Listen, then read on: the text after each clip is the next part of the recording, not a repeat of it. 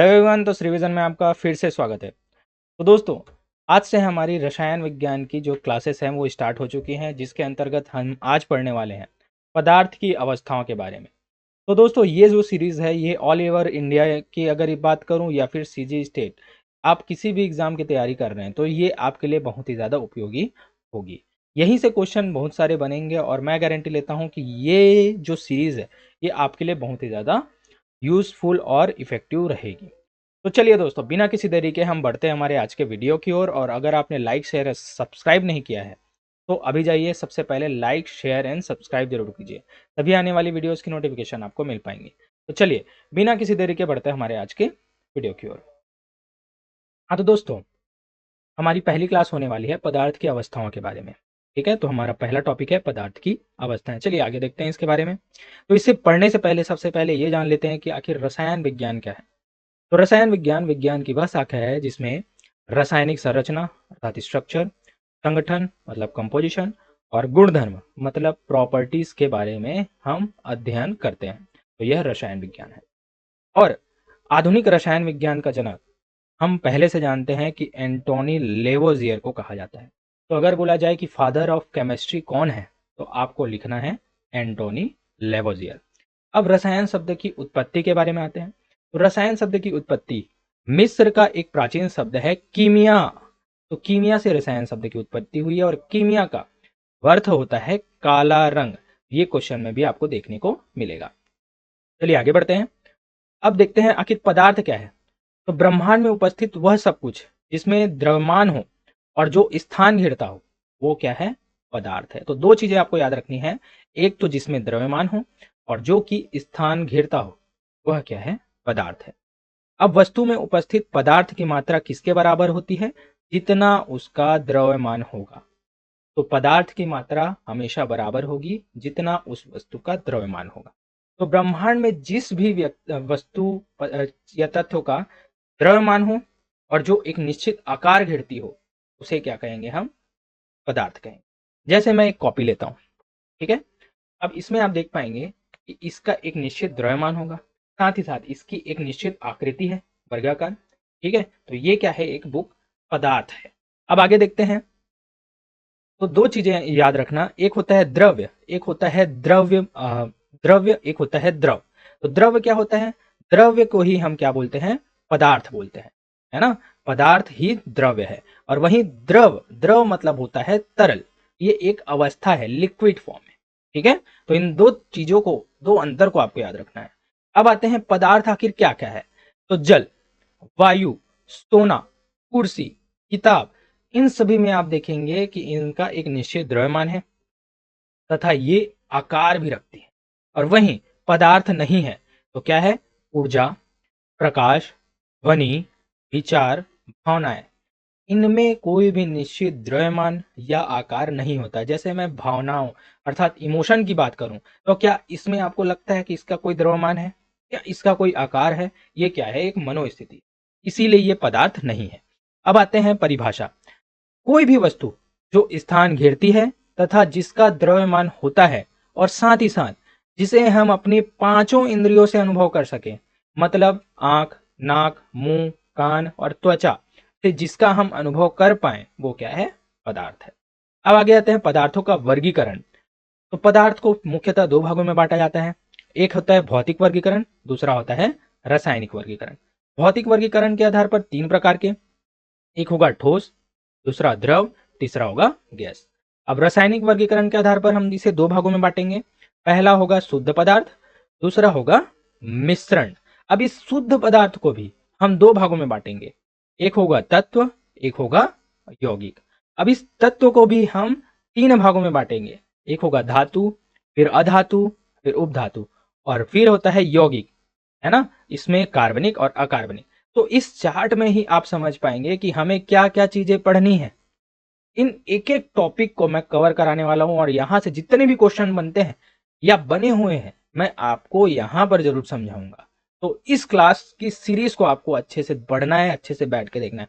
और इसका जो पीडीएफ नोट्स है मैं अपने टेलीग्राम चैनल पर अपलोड कर दूंगा, तो इसके बाद तुरंत आपको जाना है और टेलीग्राम को ज्वाइन कर लेना है। अब आते हैं पदार्थों के वर्गीकरण। सबसे पहले आते हैं पदार्थों का वर्गीकरण। तो पहला आएगा भौतिक आधार, दूसरा आएगा रासायनिक आधार। तो भौतिक आधार के आधार पर हम पदार्थ को 3 भागों में बांटते हैं। तो एक होता है ठोस, दूसरा होता है द्रव और तीसरा होता है गैस। तो मुख्य रूप से हम 3 भागों में बांटते हैं, लेकिन आधुनिक दृष्टि से हम इसे 5 भागों में बांटते हैं, जिसमें चौथी अवस्था है प्लाज्मा और 5वीं अवस्था है बोस आइंस्टीन कंडेंसेट। तो अगर आपके प्रश्न में आता है कि मुख्य आधार पर कितने बांटे जाते हैं, तो कितना है 3, लेकिन आधुनिक आधार पर बांटा जाए तो कितने हैं 5। और आते हैं रासायनिक आधार पर। रासायनिक आधार पर आते हैं, एक होता है तत्व, दूसरा होता है यौगिक, तीसरा होता है मिश्रण। तो आज की क्लास में हम पढ़ेंगे संपूर्ण भौतिक आधार को, ठीक है, मतलब ठोस, द्रव, गैस, प्लाज्मा और बोस आइंस्टीन, ठीक है। चलिए बढ़ते हैं हमारे आगे। सबसे पहले हम देखते हैं ठोस अवस्था। तो ठोस अवस्था में क्या होता है भाई? तो ठोस अवस्था में यहां पर मैंने बताई है इससे संबंधित विशेषता और इसका विवरण। तो सबसे पहले मैं बात करता हूं आकार। तो इसका आकार क्या होता है? निश्चित होता है। इसका आयतन मतलब कितना स्थान घेरती है, यह भी क्या होता है? निश्चित होता है। आकार बनाए रखने की प्रवृत्ति, तो जब इस पर ठोस पर बल लगाने पर ये आकार आसानी से नहीं बदलते, ठीक है। जैसे मैं इस बुक की लेता हूं बात, ठीक है। तो इसमें क्या होता है? एक निश्चित आकार है, निश्चित आयतन है, और अगर इसमें मैं थोड़ा सा बल लगाऊं तो क्या ये आसानी से मुड़ जाएगा? नहीं। तो ये अपनी अवस्था परिवर्तन पर क्या लगाते हैं? प्रतिरोध दिखाते हैं। तो यही ठोस की क्वालिटी है। असंपीड्यता नगण्य मतलब कंप्रेस करना। तो कंप्रेस मतलब इसे आसानी से मैं कंप्रेस नहीं कर सकता। अब आते हैं अंतर आणविक स्थान। तो इसका अंतर आणविक स्थान बहुत कम होता है। तो यहां पर आप डायग्राम में देखेंगे कि ये विभिन्न अणु आपस में ठोस में अच्छे से वेल अरेंज्ड होते हैं। तो यहाँ पर जो स्पेस होता है, ये देखिए अणुओं के मध्य का स्पेस, ये बहुत ही कम अर्थात नगण्य के बराबर होता है। इसलिए ठोस को कंप्रेस करना, संपीड्य करना इतना आसान नहीं होता। अब आते हैं आणविक आकर्षण बल बहुत अधिक, मतलब दो अणुओं के मध्य आकर्षण बल। तो जैसे ठोस के ये दो अणु हैं, तो इसके मध्य आकर्षण बल बहुत ही ज्यादा होता है, इसलिए ये आपस में चिपके हुए होते हैं। इसलिए ना तो इनको संपीड्य करा जा सकता है, ना कि आकार में आसानी से परिवर्तन किया जा सकता है। आप यहाँ पर देख पाएंगे दो अणु आपस में बहुत अच्छे से और पास पास चिपके हुए हैं। अब इसकी घनत्व की मैं बात करूं तो इसमें घनत्व भी बहुत अधिक होता है, ठीक है। फिर आते हैं जैसे उदाहरण लकड़ी, लोहे की छड़, कांच, पत्थर, आपका मोबाइल या लैपटॉप आप जिसे भी यूज कर रहे हैं, ये सभी किसमें है? ठोस अवस्था में है। अब चलिए आगे आते हैं द्रव अवस्था। तो इसमें विशेषताएं हैं आकार। तो सबसे पहले इसका आकार क्या होता है? अनिश्चित होता है। ये किसी भी शेप में ढल जाते हैं, मतलब जिस बर्तन में भी हम रखें ये उसी आकार के ले लेते हैं। आयतन की बात करूं तो इसमें आयतन निश्चित होता है, मतलब अगर मैं 1 लीटर पानी लूं, 1 लीटर पानी को मैं बाल्टी में डालूं तो उसका शेप बस बदलेगा, आकार बदलेगा, लेकिन बाल्टी में भी उसका आयतन 1 लीटर ही होगा। अब आते हैं अंतर आणविक स्थान, मतलब अणुओं के मध्य गैपिंग। तो इसमें ठोस से अधिक आपको स्थान देखने को मिलेगा। देख सकते हैं आप चित्र में, यहाँ पर दो अणुओं के मध्य स्थान यहाँ पर बहुत ज्यादा है ठोस की अपेक्षा, लेकिन गैस की अपेक्षा कम होता है। अब आणविक आकर्षण बल, तो ये इसमें आकर्षण ठोस की अपेक्षा कम होता है, ठीक है। तो दो अणुओं के मध्य आकर्षण ठोस की अपेक्षा कम होगा।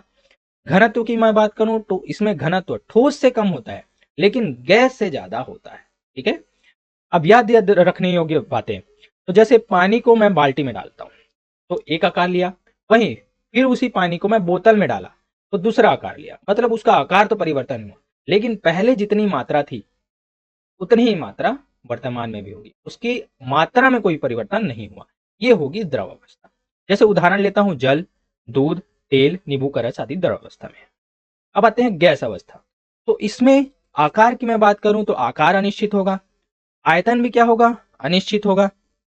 अंतर आणविक स्थान बहुत ही ज्यादा होता है। देखिए इन दो अणुओं के मध्य ये इतनी बड़ी गैपिंग है, तो ये जो गैपिंग है बहुत ज्यादा है। अब इस गैपिंग के ज्यादा होने के कारण इसे आसानी से हम संपीड्य कंप्रेस कर सकते हैं, इसके आकार में परिवर्तन कर सकते हैं, ठीक है। निश्चित आकार तो होता नहीं है, लेकिन उसकी स्थिति परिवर्तित कर सकते हैं, ठीक है। कणों के बीच की दूरी आराम से कम कर सकते हैं। संपीड्यता बहुत अधिक होती है ना। आकर्षण बल एकदम नगण्य होता है। तो देखिए दो अणुओं के बीच आकर्षण बहुत कम है, इसलिए ये बहुत दूरी में स्थित है। गतिज ऊर्जा की मैं बात करूं तो गतिज ऊर्जा इसमें सर्वाधिक होती है।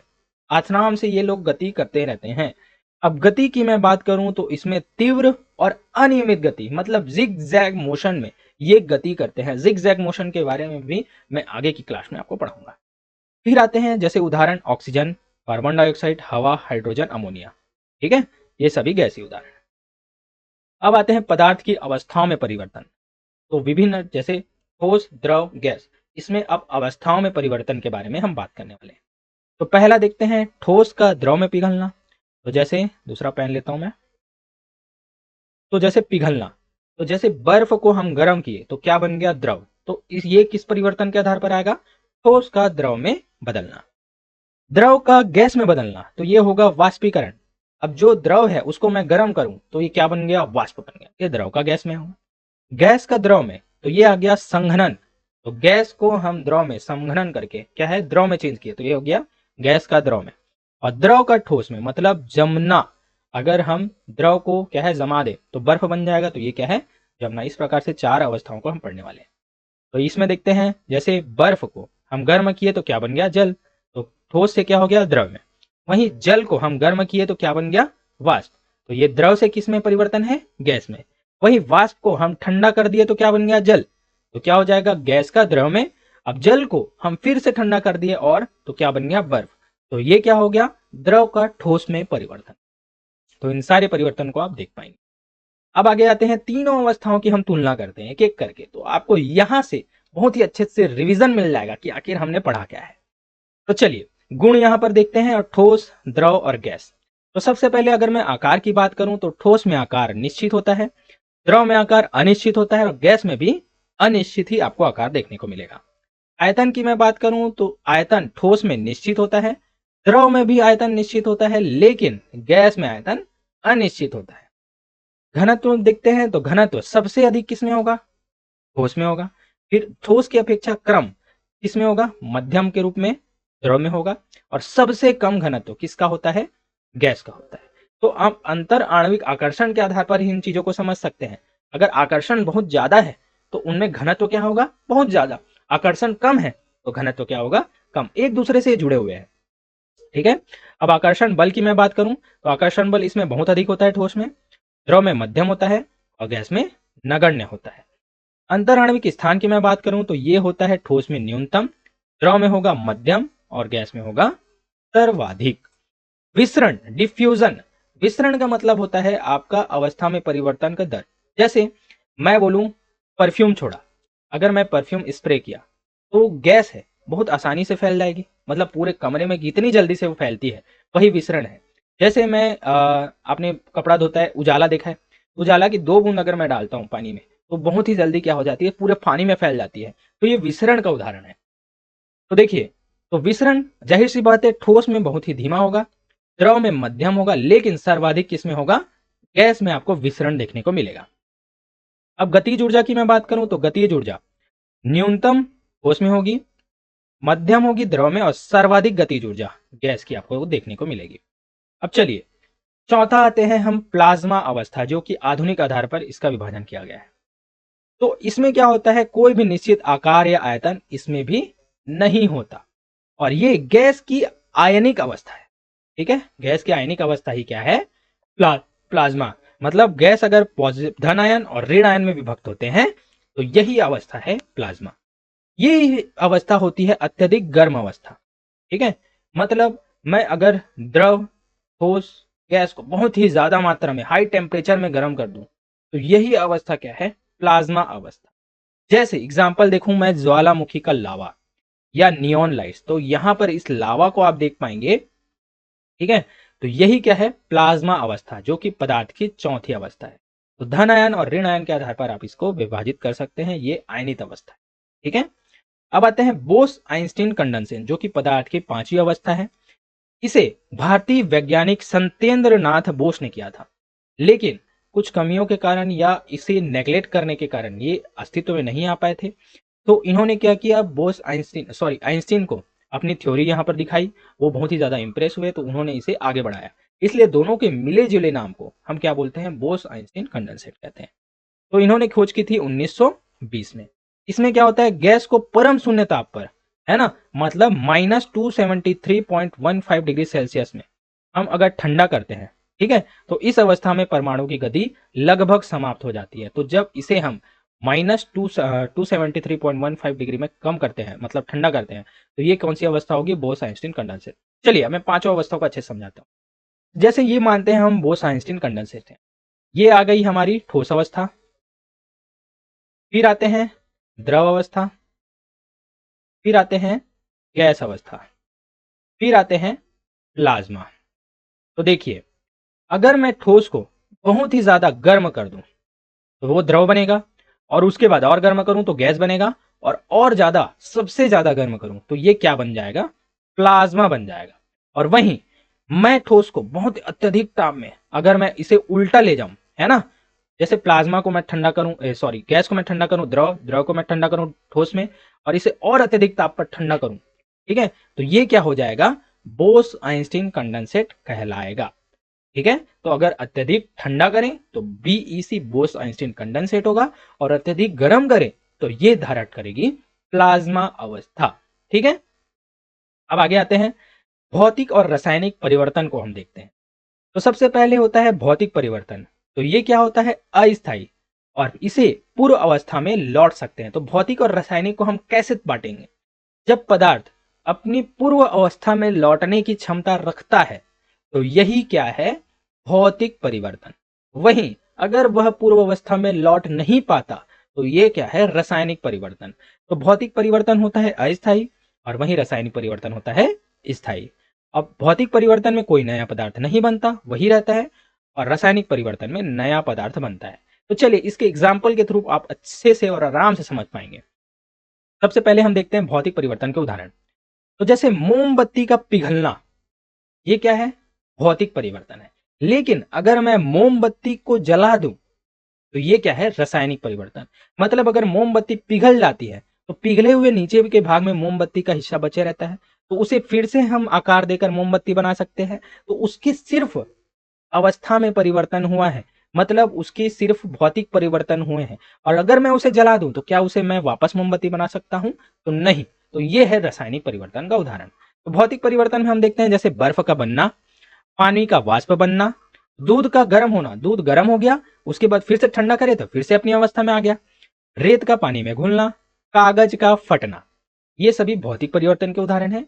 रासायनिक परिवर्तन के उदाहरण देखते हैं तो मोमबत्ती का जलना, दूध से दही का बनना, भोजन का पचना, लोहे में जंग लगना, केक बनाना, अंडा पकाना, केला सड़ना, या कागज का जलना। चलिए मैं एक एग्जांपल लेता हूं कागज का फटना की। अगर मैं बात करूं तो ये मैंने कागज लिया, अब इसे मैं दो भागों में ऐसे फाड़ देता हूं, ठीक है।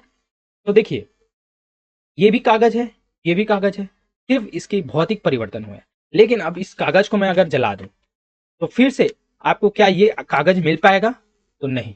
लेकिन अगर मैं इसे दो भागों में फाड़ा हूं तो क्या इसकी अवस्था में बस भौतिक परिवर्तन हुआ है, लेकिन कागज वैसा का वैसा ही है, पेपर फॉर्म में। ठीक है, तो ये हो गया भौतिक और रासायनिक परिवर्तन का उदाहरण।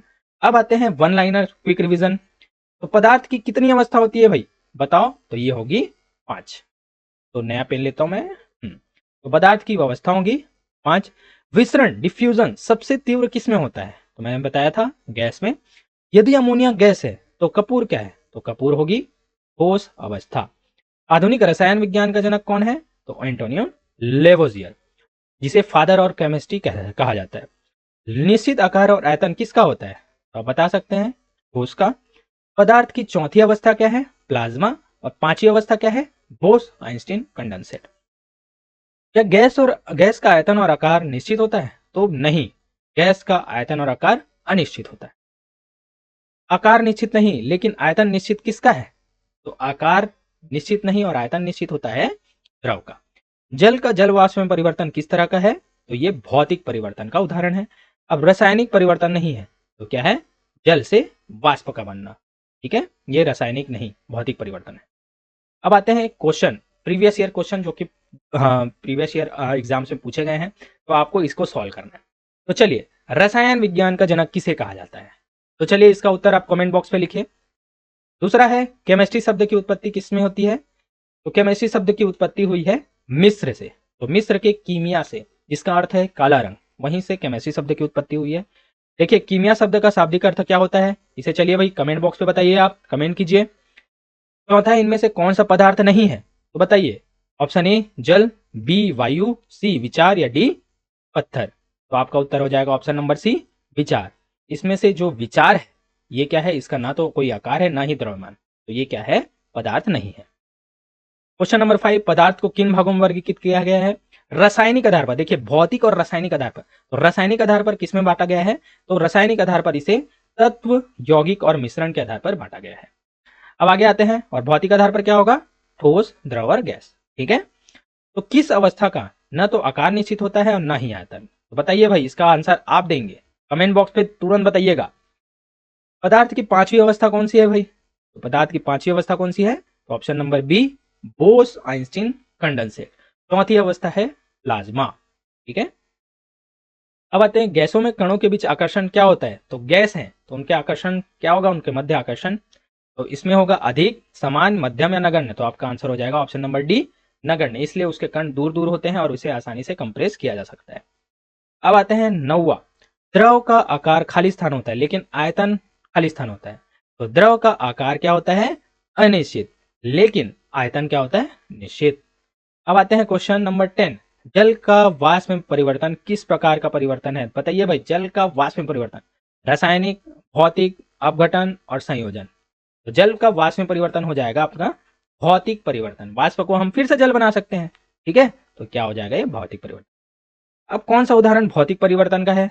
तो आपका ऑप्शन है ए, दूध से दही बनना, बी, भोजन का पचना, सी, बर्फ का पिघलना, या डी, अंडा पकाना। तो आपका आंसर हो जाएगा ऑप्शन नंबर सी, बर्फ का पिघलना।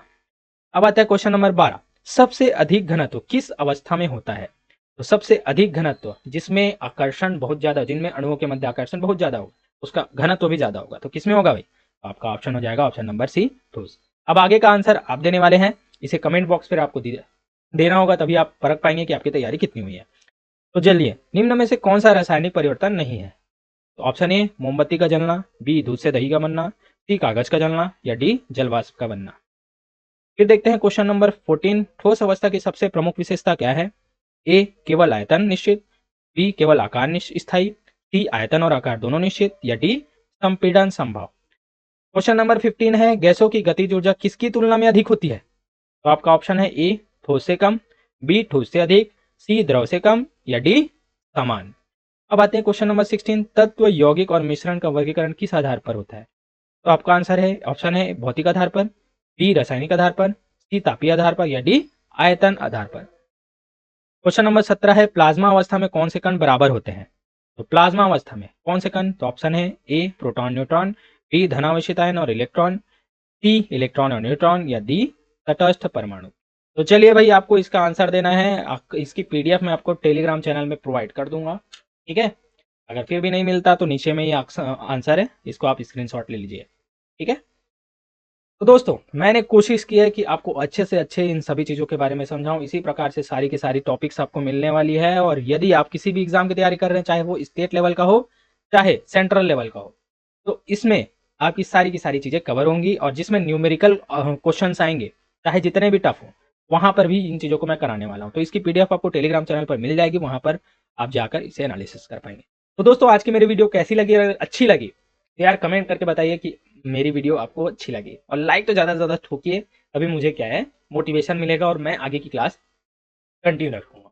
तो दोस्तों आज के मेरे वीडियो पर बने रहने के लिए धन्यवाद। मिलते हैं अपने नेक्स्ट वीडियो में।